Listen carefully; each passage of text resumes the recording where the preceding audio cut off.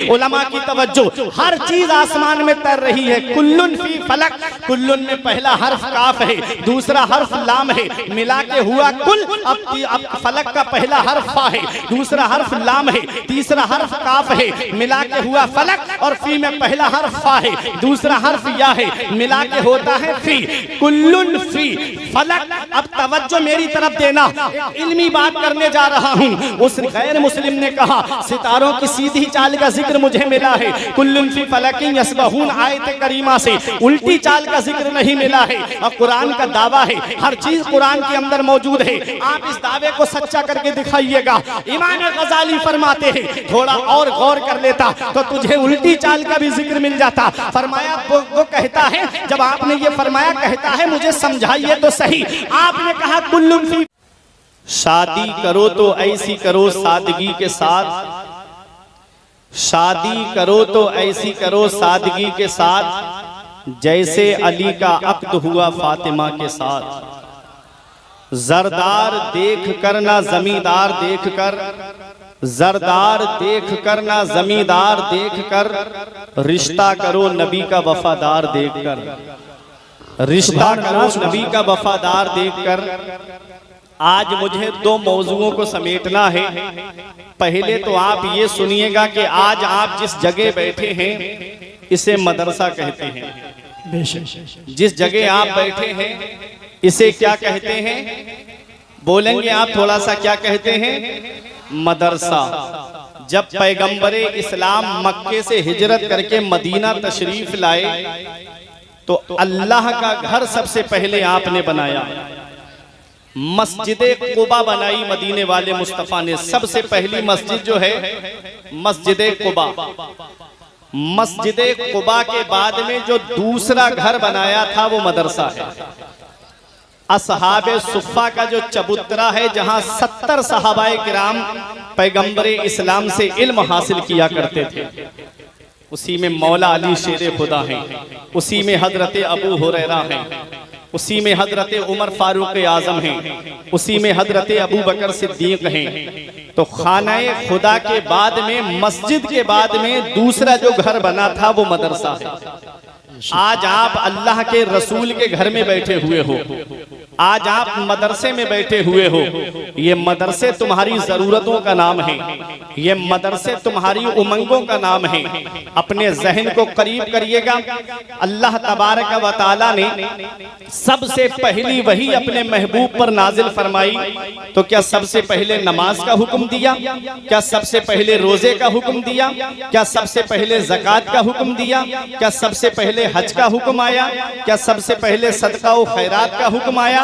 होना तो ये चाहिए था कि अल्लाह तबारक व तआला की इबादत में सबसे अहम इबादत जो है वो नमाज है। होना तो ये चाहिए था कि सबसे पहली वही नाजिल होती तो नमाज का हुक्म दिया जाता, अकीमुस सलात, नमाज कायम रखो। होना तो ये चाहिए था कि नमाज के बाद रोजे का हुक्म आता है। होना तो ये चाहिए था कि आयत नाजिल होती, या अय्युहल्लज़ीना आमनू कुतिबा अलैकुमुस सियाम कमा कुतिबा अलल लज़ीना मिन क़ब्लिकुम लअल्लकुम तत्तक़ून। रोजे का हुक्म भी नहीं आया। होना तो ये चाहिए था कि हज का हुक्म आ जाता, वलिल्लाहि अलन्नास हिज्जुल बैति मन इस्तताअ इलैहि सबीला। हज का भी हुक्म नहीं आया। वातु ज़कात, ज़कात का भी हुक्म नहीं आया। सबसे पहला जो हुक्म आया है, सबसे पहली वही जो पैगंबर पर नाजिल हुई है। अल्लाह फरमाता है इक़रा पढ़िए, इक़रा पढ़िए। तालीम कितनी जरूरी है, एजुकेशन कितना जरूरी है, शिक्षा कितनी जरूरी है। आज हम तालीम से दूर होते जा रहे हैं, आज हम शिक्षा से दूर होते जा रहे हैं, आज हम एजुकेशन से दूर होते जा रहे हैं। सेक्टर ब्यूरो की रिपोर्ट के मुताबिक आज तकरीबन 85% मुसलमान तालीम याफ्ता नहीं है। फिर रोना रोया जा रहा है कि मुसलमानों को सताया बहुत जा रहा है।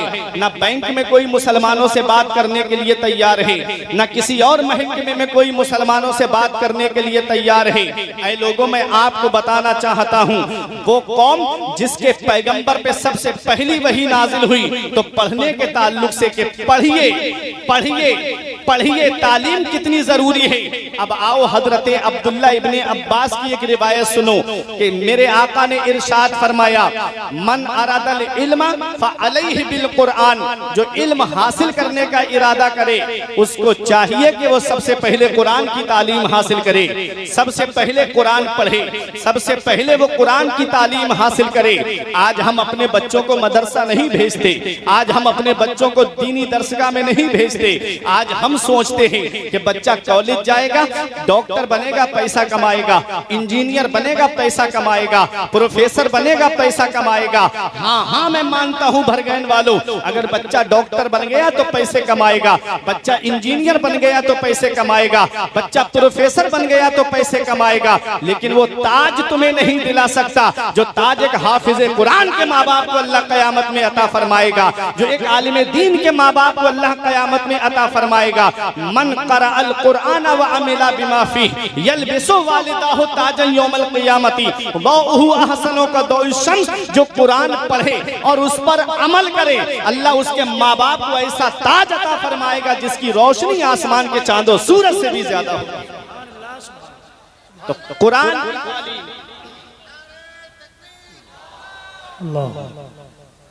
कुरान की तालीम कितनी जरूरी है, कुरान कितना जरूरी है। कुरान आज हम अपने बच्चों को कुरान पढ़ने के लिए मदरसा नहीं भेजते। आओ अपने जहन को करीब करो, कुरान है क्या? कुरान को क़रा यक़रअ क़रअन व क़िराअतन से मुश्तक़ माने तो इसके माना आते हैं ऐसी किताब जिसकी बार बार तिलावत की जाए, जिसकी तिलावत कभी खत्म ना हो, जिसकी तिलावत कभी बंद ना हो। और जितना कुरान पढ़ा जाता है इतनी दुनिया में कोई किताब नहीं पढ़ी जाती है, जितना कुरान को पढ़ा जाता है इतनी दुनिया में कोई और किताब नहीं पढ़ी जाती है।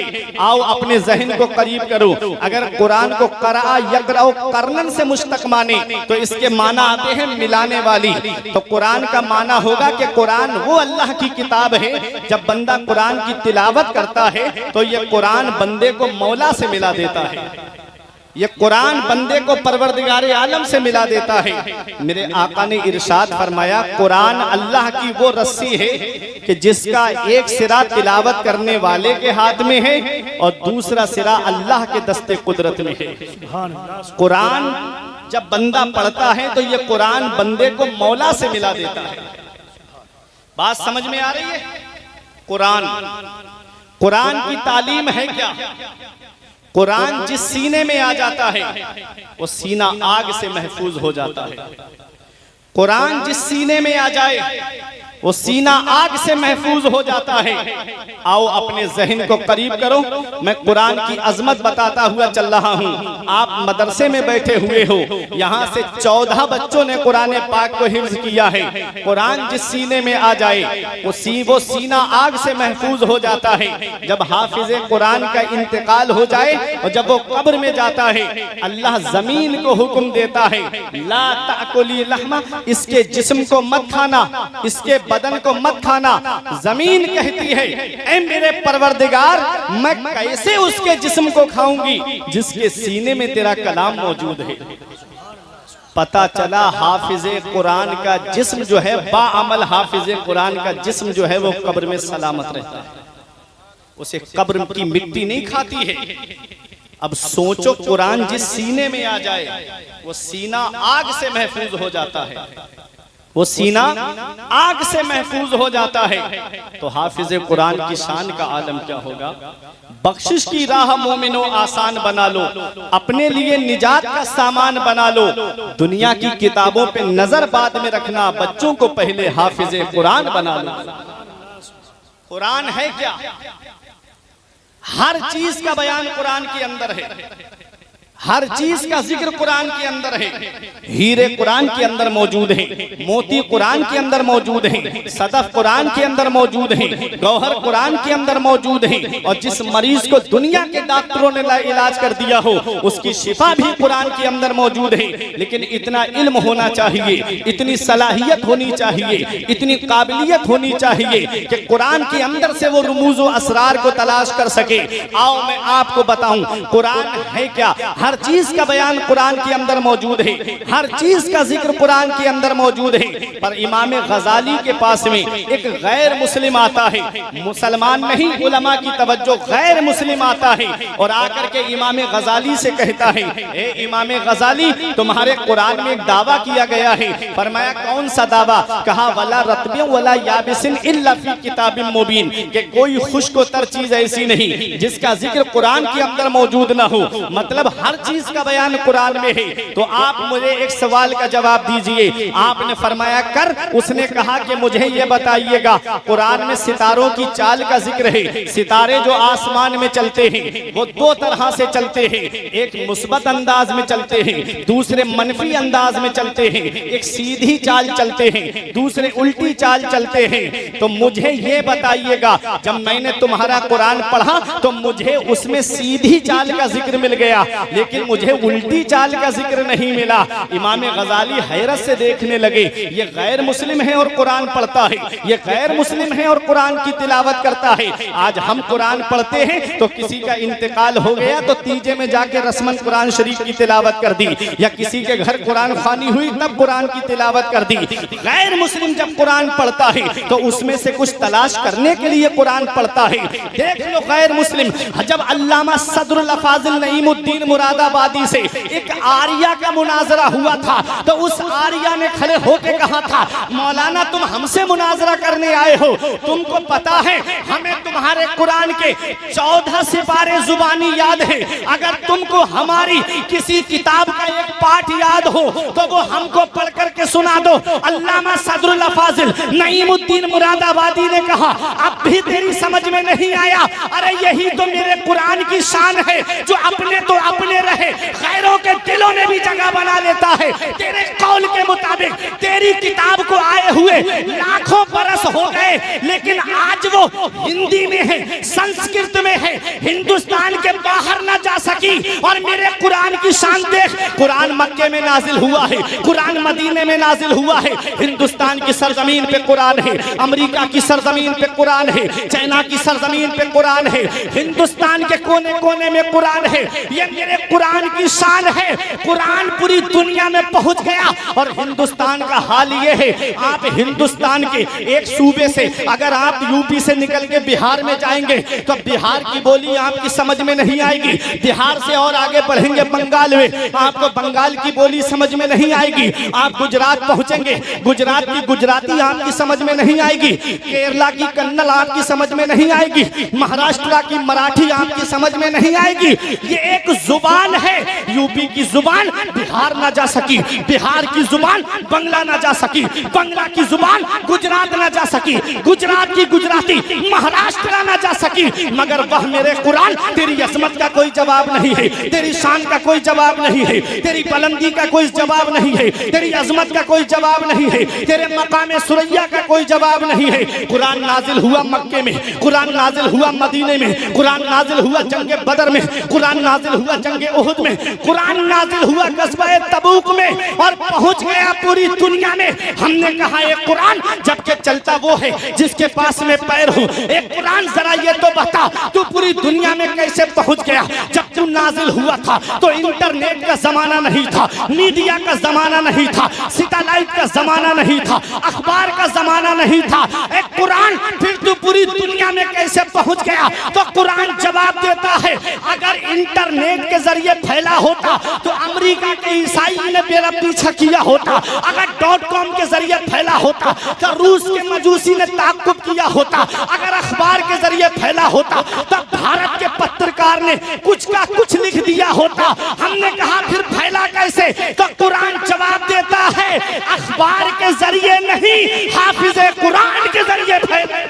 नारे तकबीर, नारे तकबीर, नारे रिसालत, शहीद आज़म कॉन्फ्रेंस, उलमाए अहले सुन्नत, नारे तकबीर, नारे रिसालत। जिंदाबाद। दीजिए, स्टेज बहुत आप लोग। हाफिज़े कुरान के जरिए फैल गया। और सुनो, मेरे आका के दौर में 700 हुफाज़े किराम थे। कितने हाफिज बने थे आका के दौर में? 700। नबी ने सबको जगह जगह पहुंचाया, जहां जहां गए वहां वहां कुरान की तालीम पहुंच गई। सुभान अल्लाह, सुभान अल्लाह। और जंगे यमामा में कितने हाफिजों को चुन चुन करके शहीद किया गया, चुन चुन करके, ताकि कुरान मिट जाए, कुरान मिट जाए। उन्हें क्या पता फानूस बन के जिसकी हिफाजत हवा करे, और शम्मा क्या बुझे जिसे रोशन खुदा करे। नूरे हक इस्लाम है उसको बुझा सकता है कौन, जिसका हामी हो खुदा उसको मिटा सकता है कौन। और कुरान का एक लफ्ज तो बहुत दूर की बात, एक नुक्ता भी कोई नहीं बदल सकता। सारी दुनिया में जितने कुराने पाक हैं सबको अदब के साथ बुलंद जगह पे आप रख दो और कमरे को लॉक कर दो, और फिर उसके बाद कहो कि जैसा कुरान हमारे नबी पे नाजिल हुआ है कोई है वैसा पढ़ के सुना दे, तो मैं दूर आपको बरेली शरीफ नहीं ले जाऊंगा। आपके भरगैन में कितने हाफिज ऐसे मिल जाएंगे जो आपको कुरान पाक खड़े होकर एक बैठक में आपको सुना देंगे, क्योंकि कुरान सीनों में महफूज है। लहाफिजून का तसव्वुर बता रहा है कि कुरान की जो हिफाजत हुई है वो हाफिजों के जरिए हुई है। तो आज अपनी किस्मत पे नाज करो, 14 या 13 हाफिजे कुरान आज इस मदरसे से फारिग होकर के कुरान को अपने सीने में महफूज करके जहां जहां जाएंगे, और कोई पूछेगा अच्छा कुरान सुनाएंगे तो पूछेंगे लोग कि आप कहां से पढ़ के आए हैं, तो फख्र से कहेंगे कि हम भरगैन की सरजमीन से कुरान को हिफ्ज करके आए हैं। तो आपका सर भी फख्र से ऊंचा हो। कुरान, इमाम गजाली ने कहा तूने कुरान पढ़ा? उसने कहा कहा कौन सी आयत में तूने सितारों की चाल का जिक्र पढ़ा? अब उलमा की तवज्जो, एक इल्मी बात करने जा रहा हूं, समझ गए तो ईमान ताजा हो जाएगा। कुरान है क्या? कुरान को तुम समझ नहीं पाए, तुम तो भाग गए ना कॉलेज की तरफ, तुम चले गए यूनिवर्सिटी की तरफ, तुम चले गए स्कूलों की तरफ। मैं कोई इनकार नहीं कर रहा हूं, कोई मैं इनका मुनकिर नहीं हूं कॉलेज और यूनिवर्सिटी का। तालीम जरूरी है, दुनियावी तालीम, लेकिन मुझे डर लगता है कि अगर आपने मदरसे में तालीम हासिल नहीं की तो कहीं ऐसा ना हो कि ईमान चला जाए। तस्लीमा नसरीन स्कूल की पढ़ी हुई है, कॉलेज की, मदरसा नहीं गई। देखो उसने लज्जा नाम की किताब इस्लाम के खिलाफ लिख दी। सलमान रुश्दी मदरसा नहीं गया, यूनिवर्सिटी कॉलेज की देन है, इस्लाम के खिलाफ बोलने लगा। ये कॉलेज और यूनिवर्सिटी का प्रोडक्ट है। और मैं मदरसे का प्रोडक्ट आपको बता दूं, हजरत अबू बकर सिद्दीक को देख लो। मदरसे का प्रोडक्ट देखना है तो उमर फारूक आजम को देख लो, उस्मान गनी को देख लो, अरे मौला अली को देख लो, इमाम हसन और इमाम हुसैन को देख लो, अरे बगदाद के गौस आजम को देख लो, अजमेर के गरीब नवाज को देख लो, कलियर के चांद को देख लो, बरेली के इमाम अहमद रजा खान को। ये मदरसे का प्रोडक्ट है। मदरसा पैदा होने से लेकर के तुम्हारे मरने तक की जरूरत है। जब बच्चा पैदा होता है तो कोई कॉलेज का आकर के कान में अजान नहीं देता, इसी मदरसे का प्रोडक्ट जाता है कान में अजान देने के लिए। और कल जब फैसल भाई की शादी होगी, इनका निकाह होगा, हो गया निकाह होगा तो निकाह पढ़ाने के लिए कोई प्रोफेसर साहब नहीं आएंगे, इसी मदरसे का प्रोडक्ट आएगा। और जब इंतकाल हो जाएगा ना तो नमाज जनाजा पढ़ाने के लिए भी मदरसे का ही प्रोडक्ट आता है। तो पैदा होने से लेकर के मरने तक की जरूरत है ये मदरसा तुम्हारी, पैदा होने से लेकर मरने तक की। और इतना याद रखना, पूरी जिंदगी आलिम के पीछे रहते हो, फजर में आलिम के पीछे, जोहर में आलिम के पीछे, असर में आलिम के पीछे, मगरिब इशा में आलिम के पीछे। एक वक्त आता है कि आलिम के आगे होते हो जब रूह बदन से निकल जाती है। पता चला जब तक जिंदा हो, जिंदा रहना चाहते हो तो आलिमों के पीछे चलो, इनसे आगे बढ़े तो समझ लो मौत है। आलिमों के पीछे ही तुम्हारी जिंदगी है। खुद मुफ्ती मत बन जाना। 5 मिनट की क्लिप सुन के कहते हो मैं बुखारी पढ़ ली मैंने, अरे मैंने मिशकात पढ़ ली, मैंने ऐसा मसला देखा 5 मिनट में। इन उलमा से आप पूछो 12, 13, 14 साल लग जाते हैं मदरसे में, फिर भी ऐसे मसाइल हैं शरीयत के आधे मसाइल के लिए किताबों की जरूरत पड़ जाती है, तब भी समझ में नहीं आते। एक एक मसले को समझने के लिए कई किताबों का सहारा लेना पड़ता है। अब है क्या हाल, पहले मुर्गा जो होता था वो 6 महीने में तैयार होता था, है ना, 6 महीने में तैयार होता था, तब किसी मेहमान के आगे रखा जाता था। अब 40 दिन में तैयार होके आ जा रहा है। 40 दिन में कैसे इंजेक्शन लग रहे हैं, कैसे केमिकल खिलाया जा रहा है उनको, 40 दिन में पूरा मुर्गा तैयार। हमारे बुजुर्ग बैठे हैं, पूछो पहले मेहमान के आगे जो मुर्गा रखा जा रहा, घर में बच्चा पलता था, 6 महीने 7 महीने हो जाते तब कहीं होता था मेहमान के आगे रखने के लायक। 40 दिन में मुर्गा पूरा। 14-15 साल लग गए इन उलमा को मदरसे में जूतियां घिसते घिसते, तब कहीं जाकर के ये आलिम बने और हाफिज बने। आज तुम 5 मिनट की क्लिप सुनकर के जो है अपने आप को मुफ्ती समझते हो। जो जिसका काम है उसी को जेबा देता है। अगर सोफे का काम करने वाले को ला करके आप जो है मकान बनवाओ तो क्या वो बना पाएगा? और मकान बनाने वाले से कहो सोफे बना दे, क्या बना पाएगा? जो आलिमों का काम है मसाइल बयान करना, इन उलमा का काम है। आपका काम है सुनकर के उस पर अमल करना। कुरान है क्या, उसे समझो। हर चीज कुरान में है। इमाम गजाली ने पूछा गैर मुस्लिम से, तूने कुरान की जो सितारों की चाल का जिक्र कुरान में पढ़ा है वो कौन सी आयत में पढ़ा है? तो वो कहता है सूरह यासीन शरीफ की आयत करीमा, कुल्लुन फी फलकिन यस्बहून, हर चीज आसमान में तैर रही है, चल रही है। मैंने उसमें पढ़ा है।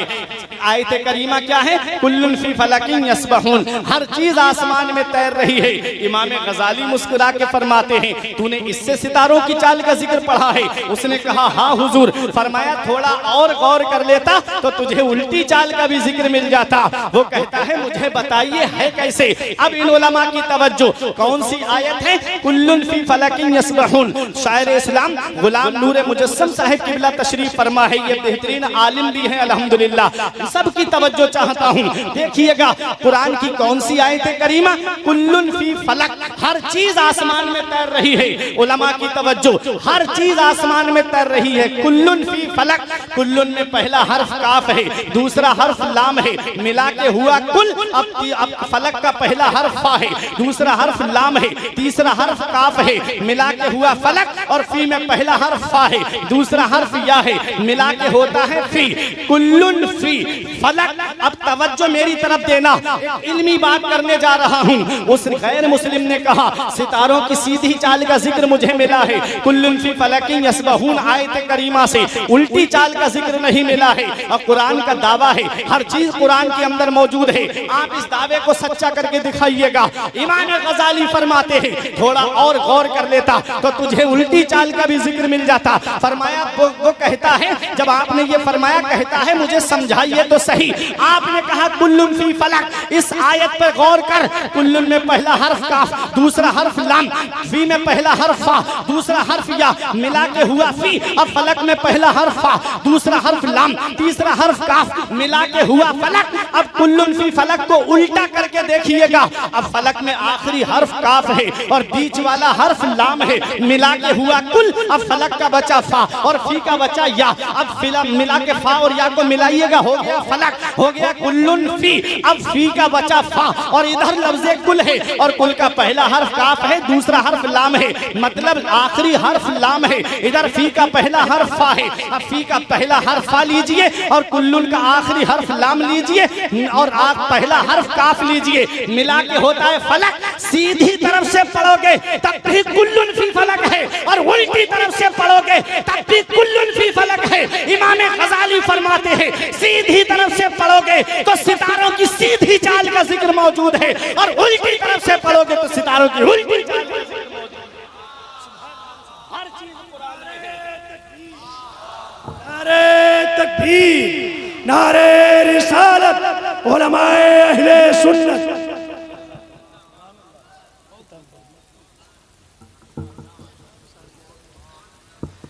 हर चीज कुरान में है, हर चीज कुरान में है, हर चीज का बयान कुरान में है।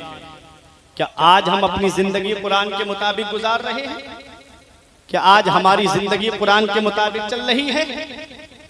सुने, मैं अब तकरीर सिग्नल हो गया मुझे, वरना मैं कुरान पे बताता कि कुरान है क्या। लेकिन सुनिएगा, एक बात बता दूं, कुरान, हर चीज कुरान में है। सबसे पहला हवाई जहाज जिसने बनाया था वो भी एक कलमा पढ़ने वाला, कुरान पढ़ने वाला ही था। 1969 के अंदर 3 लोग चांद पर गए थे, Neil Armstrong, Aldrin, Colin Bush. Japan ने कहा मेरी तहकीक है, अमेरिका बोला मेरी तहकीक है। हमने कहा ये तो तुम अब दावा कर रहे हो, हमारे कुरान ने 1450 साल पहले बता दिया था कि 3 लोग चांद पर जाएंगे। कुरान ने यह भी बता दिया था कि वो किसी चीज पे सवार होकर जाएंगे। कुरान ने यह भी बता दिया था कि मुसलमान नहीं बल्कि गैर मुस्लिम जाएंगे। ये हमारा कुरान है। कुरान की आयत वल कमर इज़्ज़त तसक लतरकबुन्ना तबकन अन तबक फमा लहुम ला युमिनून। माहे कामिल की कसम, चांद की कसम, तुम जरूर जरूर सवार होकर जाओगे। तबकन अन तबक, स्टेप बाई स्टेप, जीना ब जीना। फमा लहुम ला युमिनून, तुमको क्या हो गया कि तुम ईमान नहीं लाते? देखो कुरान ने क्या बताया, क्या बताया। मैं वाकया सुना के भी आपको उछाल सकता हूं, लेकिन कुरान जिसकी तालीम से आज हम दूर हो गए वो है क्या?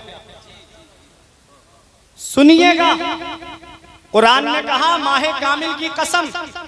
सूरह रहमान में अल्लाह ने फरमाया या माशरल जिन्न वल इंस इन इस्ततातुम मिन अक़तारिस समावाति वल अर्द फनफुजू ला तनफुजूना इल्ला बिसुल्तान फबिअय्यि आलाई रब्बिकुमा तुकज़्ज़िबान। ऐ जिन्न और इंसान के गिरोह, अगर तुम आसमान के किनारों से गुजरना चाहो तो गुजर जाओ, जहां जाना चाहते हो वहां चले जाओ, जहां जाओगे वहां अल्लाह की बादशाहत पाओगे।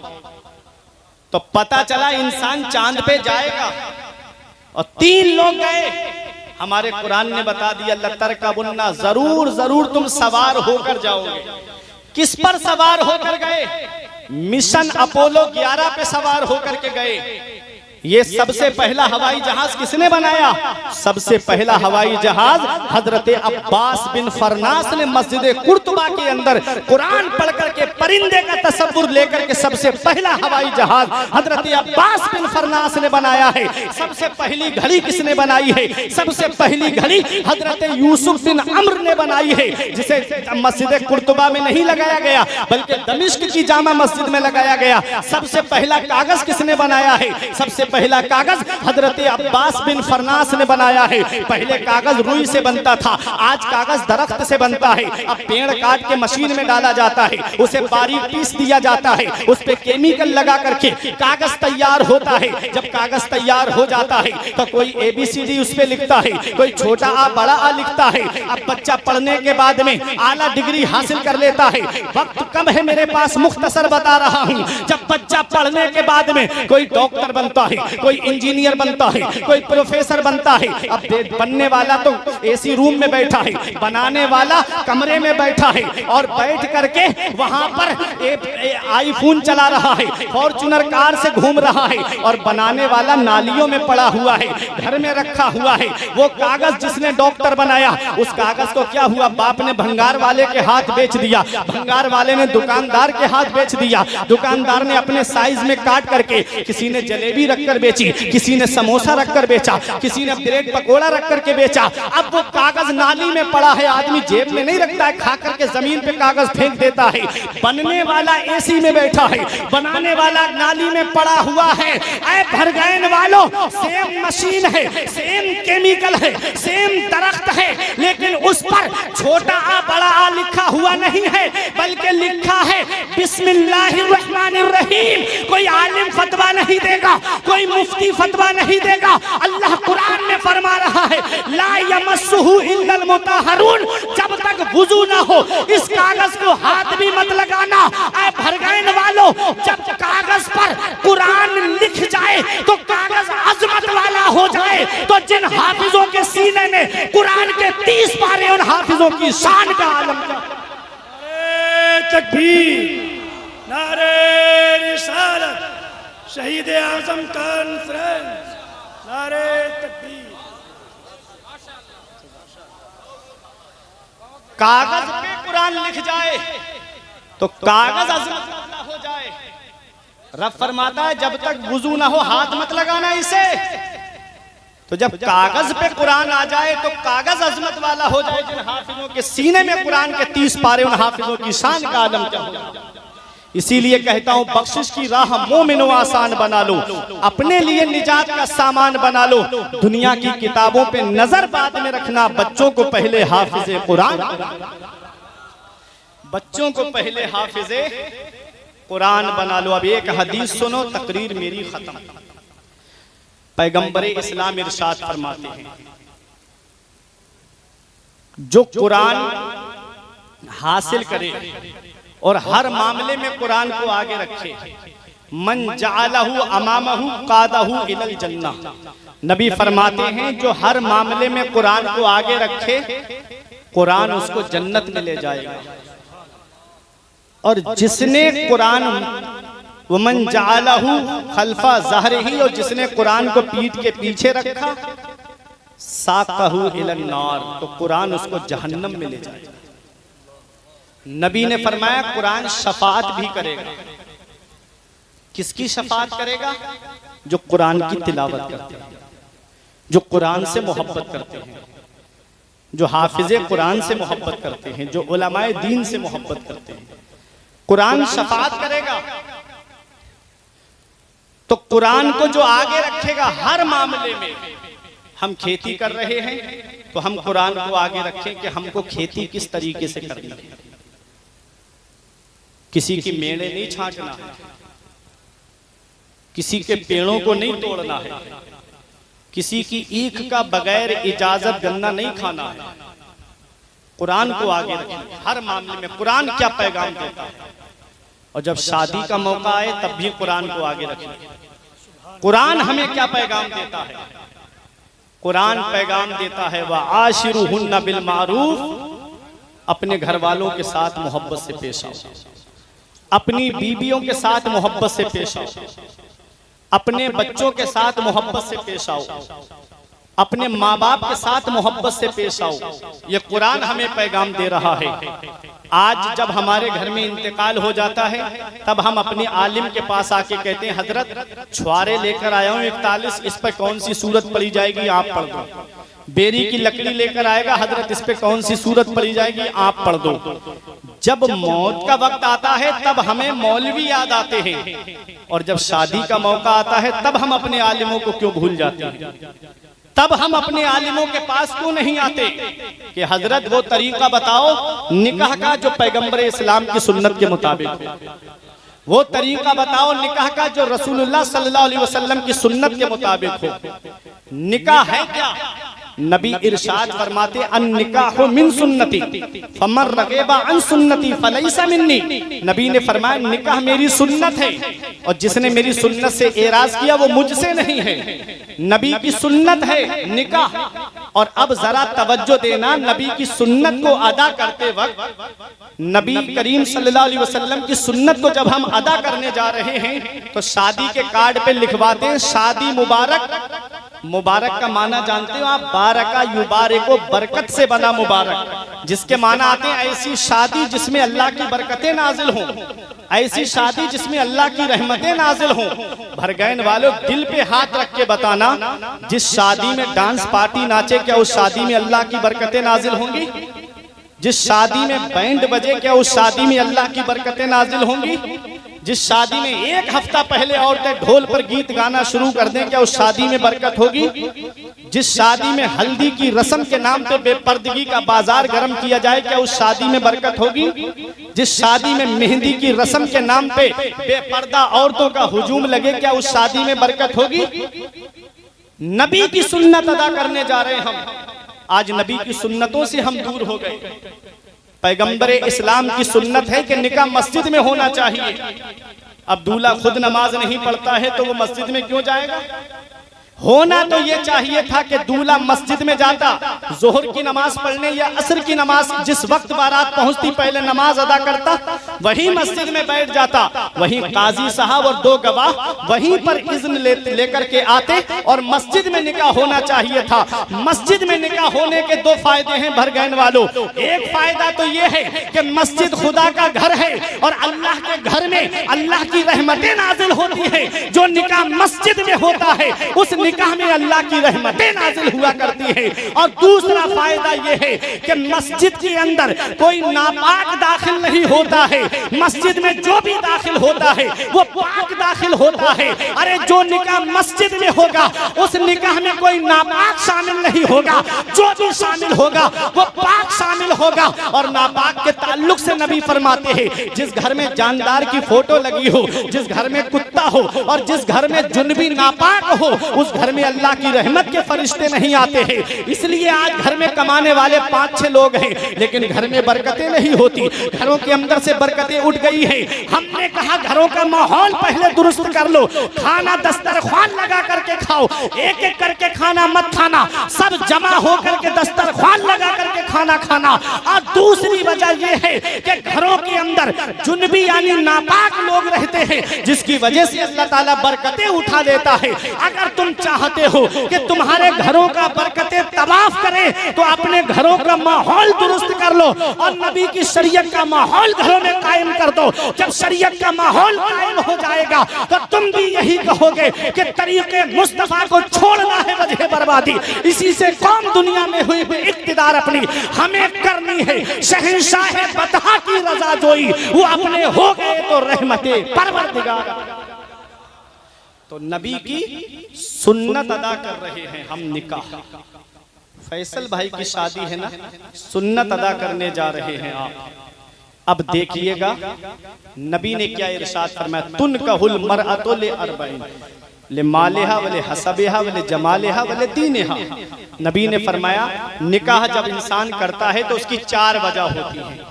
या तो लड़की का माल देख के निकाह करता है, या लड़की का खानदान देख के निकाह करता है, या लड़की की दौलत देख के निकाह करता है, या उसका हुस्न जमाल देख के निकाह करता है, या लड़की की दीनदारी को देख के निकाह करता है।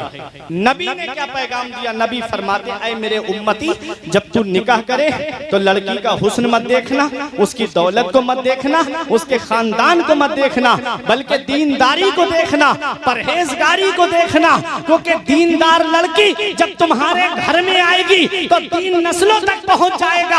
और सुनो, दौलत जमीन के ऊपर काम आती है, माल जमीन के ऊपर काम आता है, खानदान जमीन के ऊपर काम आता है। हुस्न जमाल आज का क्या है? ब्यूटी पार्लर जाने से पहले देख लो और ब्यूटी पार्लर से आने के बाद में देख लो। आजकल का हुस्न तो मसनूई हुस्न है। नबी ने फरमाया तुम परहेजगारी को देख करके निकाह करना, दीनदार लड़की से निकाह करना। जब दीनदार लड़की तुम्हारे घर में आएगी तो जमीन के ऊपर भी दीनदारी काम आएगी, जमीन के नीचे भी दीनदारी काम आएगी। आ गई बात समझ में? पैगंबर इस्लाम ने क्या फरमाया? दीनदार लड़की को इख्तियार किया। पैगंबर इस्लाम ने फरमाया परहेजगार लड़की को इख्तियार किया। पैगंबर इस्लाम का ये फरमान है। आज माइंड बहुत डिस्टर्ब है क्योंकि किल्लते वक्त की तलवार हमारी गर्दन पे लटक रही है। बातें बहुत सारी आपसे करना थी निकाह के ताल्लुक से और कुरान के ताल्लुक से भी, दस्तार बंदी के ताल्लुक से भी, लेकिन वक्त इजाजत नहीं देता। अभी 2 शायर भी यहाँ मौजूद हैं। ये बातें मैंने आपके सामने बयान की। निकाह नबी की सुन्नत है। शादी करो तो ऐसी करो सादगी के साथ जैसे अली का अक्द हुआ फातिमा के साथ। जरदार देख कर ना जमींदार देख कर, रिश्ता करो नबी का वफादार देख कर। एक पैगाम मैं अपने तलबा को भी दे दूं, फिर मैं अपनी जगह बैठ जाऊं। कुरान हिफ्ज किया है तुमने, हमेशा अपने उस्ताद का अदब करते रहना।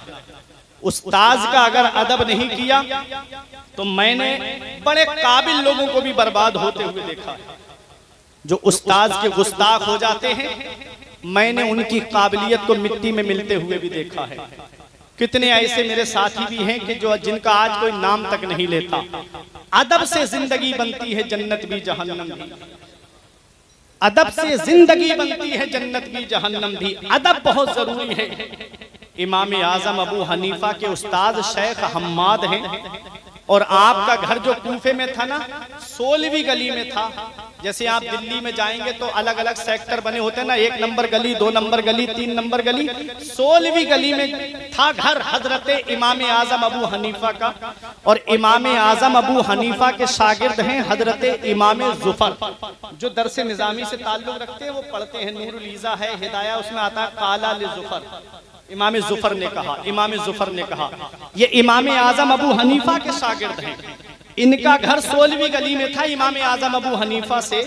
लेकिन बताया जाता है, किताबों में लिखा है कि इमाम जुफर ने कभी भी अपने उस्ताद के घर की तरफ भी पैर नहीं फैलाए थे, इतना अदब था। और इमाम आजम अबू हनीफा अपने उस्ताद शेख हम्माद के घर का सामान ला के दिया करते थे। उनका इंतकाल हो गया तो उनके घर की सौदा खरीद के उनके घर पहुंचाते थे। एक दिन शेख हम्माद की बीबी ने कहा था, इमाम आजम अब तो तुम इमाम आजम बन गए हो, फिर भी हमारे घर का सामान लाते हो। तो इमाम आजम ने एक जवाब दिया था जो हर एक के लिए दिल की तख्ती पर लिखने के लायक है। मैं अपनी जुबान में कहता हूँ, इमाम आजम कहते हैं, अरे मैं इमाम आजम हूँ तो क्या हुआ, पहले मैं इस दर का गुलाम बना हूँ, तभी तो दुनिया का इमाम बना हूँ। कितना जरूरी है उस्ताद का अदब। और आज दीनी तालीम हासिल करने के बाद ये मत सोचना कि कहीं मस्जिद मिल जाए या मदरसा मिल जाए। ये मेरा पैगाम है, ये जरूर पहुंचा के जाऊंगा, चाहे 5 मिनट आगे क्यों ना बढ़ जाएं। इमाम सुनिएगा, जरूरी है तालिब इल्म के लिए एक पैगाम मेरा कि जब हाफिज बन जाओ, आलिम बन जाओ, तो तुम्हारे लिए कॉलेज के रास्ते खुले हैं, यूनिवर्सिटी के रास्ते खुले हैं। आओ, डॉक्टरेट की तरफ आओ, इंजीनियरिंग की तरफ आओ, और आला तालीम हासिल करके IAS का एग्जाम पास करो। दुनियावी तालीम में जब आओगे तो कौम को जरूरत है कि ऐसा डॉक्टर मिल जाए जो आलिम भी हो और हाफिज भी हो, तो वो किसी की किडनियां नहीं बेचेगा बल्कि कौम की गरीबों की मदद करता हुआ नजर आएगा। इसलिए दुनियावी तालीम भी जरूरी है और दीनी तालीम भी जरूरी है। इक़रा बिस्मि रब्बिकल लज़ी खलक़, ए महबूब पढ़िए अपने रब के नाम से, अपने रब के नाम से पढ़िए जिसने आपको पैदा किया है। तो सबसे पहली वही नबी पे जो नाजिल हुई थी वो तालीम के ताल्लुक से थी, पढ़ाई के ताल्लुक से थी। इसलिए अपने बच्चों को पढ़ाओ, दीनी तालीम सिखाओ। मदरसे के दरवाजे खुले हैं, पहले आलिम बनाओ, हाफिज बनाओ, फिर उसके बाद चाहे डॉक्टर बनाओ, इंजीनियर बनाओ। बख्शिश की राह मोमिनो आसान बना लो, अपने लिए निजात का सामान बना लो। दुनिया की किताबों पे नजर बाद में रखना, बच्चों को पहले हाफिज कुरान बना लो। परवरदिगार आलम की बारगाह में दुआ है